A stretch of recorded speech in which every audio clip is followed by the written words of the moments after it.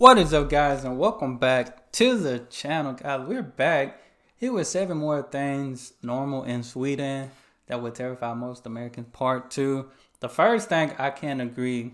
I know y'all commented about the taxes and stuff, or the gas price, especially the gas prices, because our gas prices, like, to us is different. Because we drive around, we have to drive around everywhere, but like the most gas has been maybe 350. And I remember there was a time where we were paying like $1.99, $1.80 to $2 something. Now it's at like $3 or something. Yeah, I say y'all pay a lot in gas prices, like five. I think somebody said like $9 or something. To me, that's a lot. But I know my car drinks a lot of gas, so that's why it's a big problem. That's why I try not to drive too much.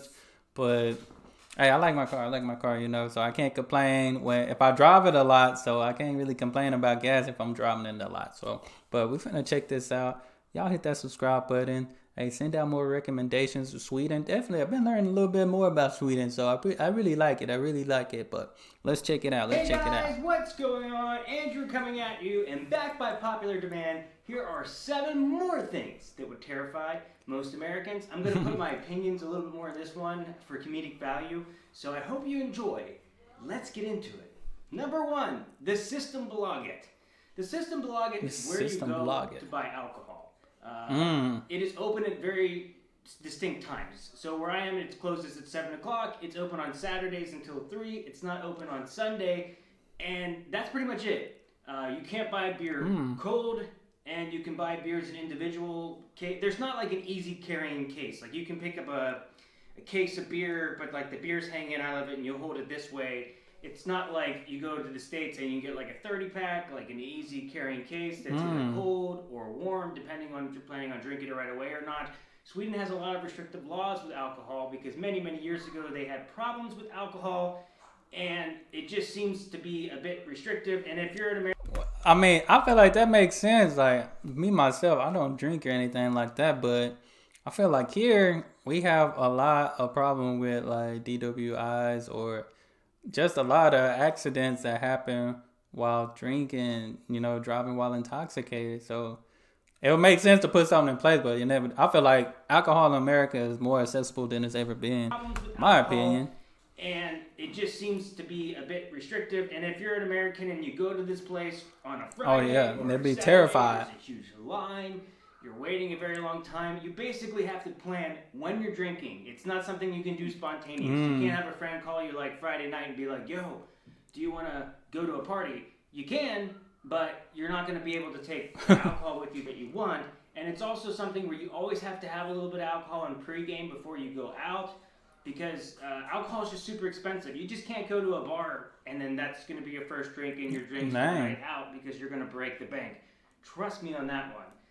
It is not the way to go. I think most Americans would find the Systembolaget to be kind of restrictive, and would think that, like, why can't I make my own decisions about what I do with myself? Swedes like it and think overall it's a necessary evil to have so that they have less people drinking all the time. To be fair, it would be we do have alcoholics and people that have issues in Sweden, but I think it's also extremely hard to do just because of how expensive it would be to drink every day. So for me personally, I like less restrictive laws, but hey, it works in Sweden, so let's go. Number 2 has to be like how we do the date in Sweden and week numbers. I never heard of, like, basically our dates are like in reverse. So if we're going to talk about in the US, we would say the month first, the date, and then the year. A lot of times you have the date first, then the month, then the year in a lot of cases that I've noticed. And also, we use week numbers. So a lot of times people will say like, hey, we're going to do this Monday, week 44. And I would be like, week 44? Week 44. It's just not something common that we do in the States. So it's a little terrifying at first when you learn something really important you have to do for work and you find out it's like week 39. You got to know what week 39 is on a Wednesday. A lot of times that's how I've gotten information. I mean, there's a date attached with it as well sometimes, but sometimes I've just gotten the week and a day, and then I gotta know when that date is. That's terrifying to an American because that does sound terrifying. That's almost like when you have to read the time, because some people go by the 12-hour clock, or the 24-hour clock. I'm used to the 12-hour, but I figured out how to read like a 24-hour clock. It don't take that long to realize, you just kind of have to count forward, just go up to 24 hours instead of stopping at 12. But I know in a lot of other countries, they do the 24 hours. So right now, 9 o'clock, at 1 o'clock, I guess that's the 13th hour of the day, 2 o'clock, the 14th hour, stuff like that. So I feel like that would be terrifying to adjust. Now I have to go look at my calendar every time, I feel. And then I got to know when that date is. That's terrifying to an American because it's like something we're not used to, and it's very easy to get the dates messed up in our heads. Yeah, my watch tell me the time and the date every day. So number 3 has to be nudity. See, in America, we love our sports, we love our violent TV shows, we love our violent video games, but if we see a nipple, it's the end of the world. I mean, if you watch of this, Janet Jackson had a pasty over her nipple that got exposed during the Super Bowl halftime show, and it was a huge controversy. So many people were so upset. And I remember coming to Sweden, I was at a hotel the first time, flicking through the channels, and I saw, breasts. I've been watching TV shows in Sweden where I saw a guy just strip down naked and jump in the water. What's interesting is that it's not like it's in your face and they're shoving it in front of you as much as it's just a normal part of what you would see on TV, and it's not looked at in the same way. See, most Swedes would probably find hardcore violence that you see disturbing, but not nudity. For some reason in America, I think it has a lot to do with our religious history. We kind of look at the body with a lot of shame and not as a natural thing. Where in Sweden, it's more of a natural thing. There's not naked people running around everywhere, but I mean, if you're going swimming or if you're in a sauna with your friends, you might see someone naked. It happens. And I feel like with the TV thing, I feel like nowadays, I mean, pretty Netflix, HBO, all those things pretty explicit, and those are all the streaming services like Hulu and stuff. I mean, I think nowadays none of that stuff is blocked out anymore. Unless if you're on the streaming services, or if you're in a sauna with your friends, watching certain shows, you might see someone naked. It happens, and it's not really a big deal. And personally, I think that's better than being ashamed of everything. Number 4 has to be co-ed bathrooms. A big culture shock for me is if you go to a train station or a public area. It's not always the case, but you'll go into these bathrooms. For one, you have to pay to use the bathroom. That would terrify most Americans. I ain't paying 10 crowns. Look, I've lived in Sweden for a long time. I still hate paying to use the bathroom. It just feels so un-American. Hey, I'll definitely have to wait till I get home, because I'm definitely not paying to use a public restroom. For a long time, I still hate paying to use the bathroom. It just feels so un-American. But anyway, you go into these areas, and there's guys and there's girls using the bathroom at the same time. I'm not used to that, but it's not that weird when you actually go in the stall, because no one can see what you're doing. It's actually covered. For some reason in the States, we always have that gap. And a lot of restaurants and places, they'll have a bathroom for guys and girls, but in a lot of cases as well, you'll just see a bathroom for everybody. And check it out. You go in, you shut the door, no one can see what you're doing. In the States, we're arguing about bathrooms so much and transgender bathrooms, and to me, it's just I think the best case scenario is just make a bathroom that a person can go in and be private and leave it at that. It's just such an easy solution. Just a bathroom, to me, is you have your own bathroom at home eventually, You just have to, you must go to the restroom in a public place. Most time, I don't even like using the restroom in a public place because they're never almost clean. They're never clean. So it's kind of nasty anyways. Bathroom that a person can go in and be private and leave it at that. It's just such an easy solution. And it seems to be, we don't have controversies in Sweden about who's using the bathroom. Everybody's just using the bathroom. I feel like nobody would care. Unless it's just some weirdos or something coming around. That would be the issue. One question I've never been asked in Sweden is, what church do you go to? But that's not something that talking about church, talking about religion, I would say America's a lot less religious now than it was, let's say, 30 years ago. But still, it's woven into society. A lot of people are religious.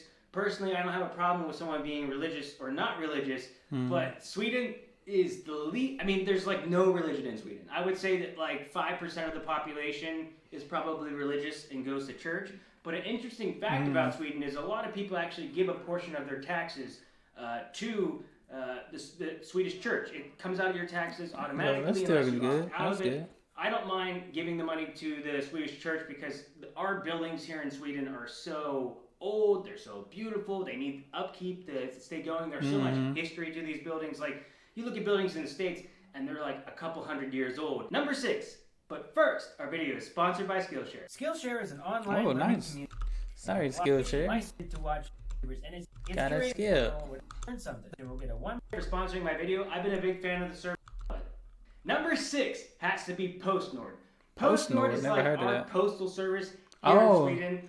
Now in Sweden we have many different options, but this is like more of the, I would compare it to like the US Postal Service. I tend to go with a lot of our other services like Early Bird, for example, Bring. We have a lot of Budbee. We have a lot of other options, and if I had the choice between PostNord and these other services, I go with the other services because personally I think they do a much better job of delivering stuff. Good that we have more competition in Sweden. Number 7 has to be sexual education in Sweden. See, in Sweden, they start to learn about sexual education at a younger age, and it's just more common. It's more common for people to learn sexual education. And when I was in the States, it's not guaranteed that you're going to get sexual education. It depends on what state you live in.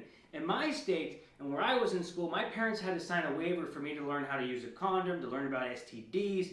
But people were able to come to my school and tell me, and just preach abstinence. They basically came to school and said, hey guys, if you don't want to get STDs, just don't have sex. I feel like they did that more. I feel like they did those type of things more when I went to college, because I mean they knew people doing it, but I can't recall like hearing it in high school, but I was aware of it, you know what I'm saying, just from like many adults in my life and stuff let us know that awareness. I feel like when it comes to sex education, like it should be taught at home pretty much. Like your parents should forewarn you, especially when kids become teenagers, because the hormones are a little different. But I mean, other than that, like I feel like that's something you eventually will learn just at preach home. Abstinence. They basically came to school and said, hey guys, if you don't want to get STDs, just don't have sex. I remember sitting there being like, wow, thanks. I really learned a lot from this. Thank you so much. There are a lot of states where you don't get to learn about STDs or sex education. And the sad thing is a lot of the states that don't have it mandatory have some of the worst teenage pregnancy across the country. You know, you would think states that are against abortion would be more pro like sex education. So why not actually set kids up for success? I really believe part of being a responsible adult is also being responsible sexually and protecting yourself and protecting your partner and trying to do the right things now in society. And we need to make more responsible adults. We have to get this idea that's bad out of the way. There is nothing wrong if you want to be abstinent and wait till you want to get married. That's fine. I have no issues with that. However, we live in the real world, and the real world says that people are going to have sex. So let's prepare for it and let's do the right thing. So guys, this is my 7. I had fun with this one. What are your thoughts on this one? Was I right? Nice. Was I wrong? What is your personal opinion on this? If you're American, what is your feelings about this? Would you be terrified of this or not? Because not every American would be, but I'm kind of saying that half the country would not be cool with this. So, thanks again, guys, and I'll see you in the next one. I feel like some Americans, I definitely can agree with my guy here, but make sure, okay, I did subscribe to Andrew, but I feel like some things there's with most Americans not common, but then some things are common.